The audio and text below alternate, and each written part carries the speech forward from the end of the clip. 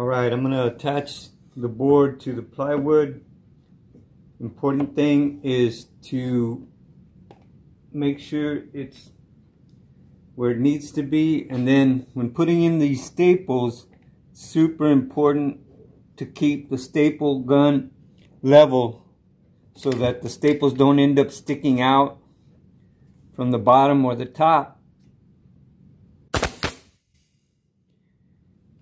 I didn't put enough pressure, so staple is sticking out a little bit, so I'm gonna have to hammer it all the way in. See if I do better with this one.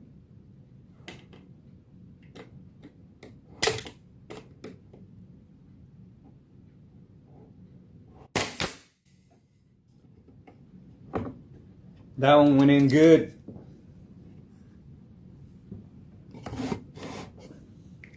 One more in the middle.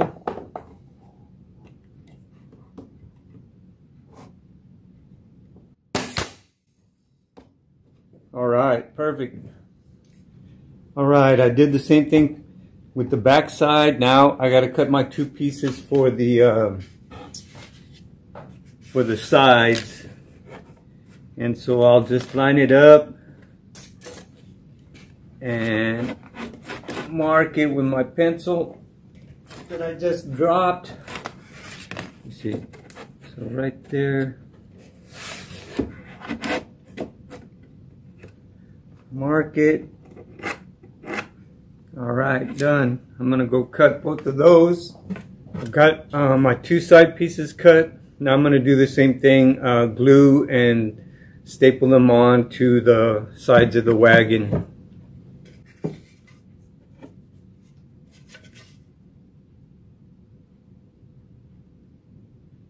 Nice bead of glue. And then since these are also going to be attached to the front and back pieces, I'll put a little glue this way where it will butt up against the pieces that are on the front and the back. And I'll go ahead and start with the staple right there. Nice. Now the other side.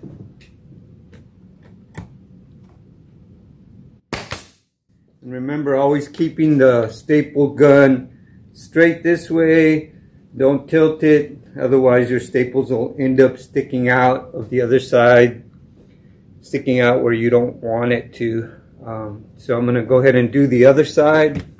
Yeah, usually when I'm building something I make a lot of mistakes, but I always figure out some way to fix it or to just go with it.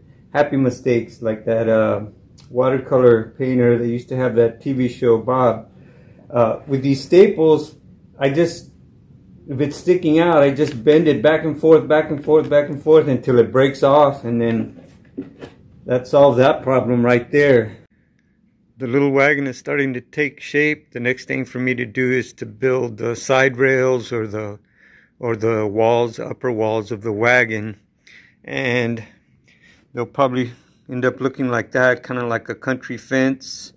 And I'll have to cut 6 of the same material, the fence pickets. I'll need to cut 6 at 18 inches, another 6 at 29 3/4 for the two sides, and then for the front and back, 4 at 18 and 6 at 21. So I'm gonna go do that, and I'll bring those back and start putting those together. I've got my pieces, all my pieces cut for the side rails, so I'm gonna go ahead and assemble those, and I'm gonna do the same thing, glue and staples.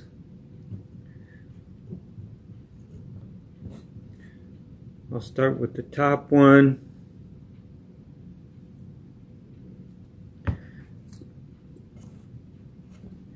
And the important thing on these is to keep them, to make them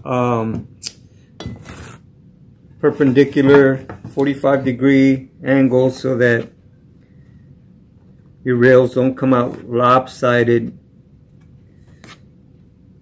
So you can use one of these triangles They have them in a smaller version too. And just butt it up against the edge of the horizontal and then the other edge against the vertical, and make sure that it is lined up where it needs to be. And I'm using the smaller stapler to attach these together, and I'm using 1-inch staples so that the staple won't go all the way through the wood. And that's just I'm gonna do 4 on each one, and I'm gonna continue with this on all of them, on all the rails, making sure that these are spaced, the 3 rails are spaced exactly. It works out to be 4 inches apart, so 4 inches of space in between each one. And then these 3 vertical ones also, the same equal amount of space in between, which in this case is going to be 11.5 inches. All right, here's the last 4 staples on this rail. So I did just 4 staples. Oh, there's only 3 there. 4 staples at each joint, and then that leaves our little side rail done. So I'm going to do 1 more this size, and then 2 smaller ones for the front and back. All right, here's 3 staples on this last rail, and you'll notice that I left some space right there. I didn't put it all the way to the edge, and that's so it'll butt up against the side rails, and I'll show you in a minute as soon as I finish the second one of these. Okay, there's 4 sides, 4 walls of the wagon. I do have to figure out how to attach them so that they can be removed. I think what I'm going to do is put a little block of wood right here, and then another one right here, and then a little cover plate. That way it'll form a pocket that these can slip down into. So that'll probably be the next thing I do, and then maybe the handle, and then the last thing will be the wheels for this little wagon. So what I decided to do was cut these little pieces off some of these same kind of boards right here, just some small, like 1/2 inch long pieces. And what I'm going to do is I'm going to put them on either side of this board here, of the vertical railing. And then I cut these little pieces of plywood 2 by like 3-inch square, and I'm going to glue those right there, glue and staple. So just some glue,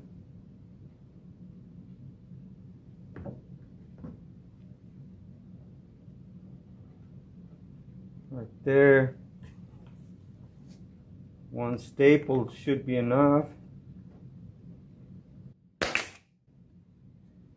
Do the other one.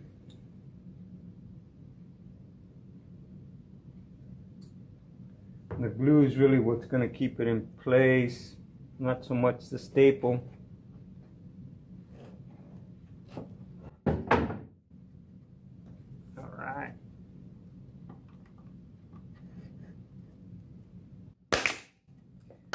Okay, now, oops,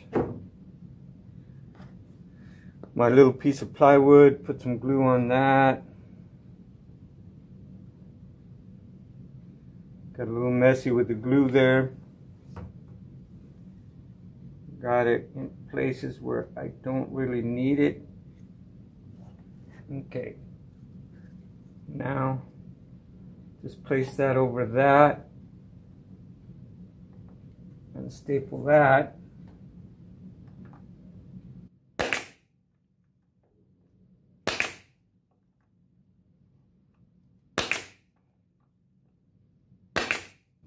All right, that should slide in and out of there. All right. Alright, I got the little wooden pockets for these vertical rails, and so you can take it out and all of them come out the same way and go back in.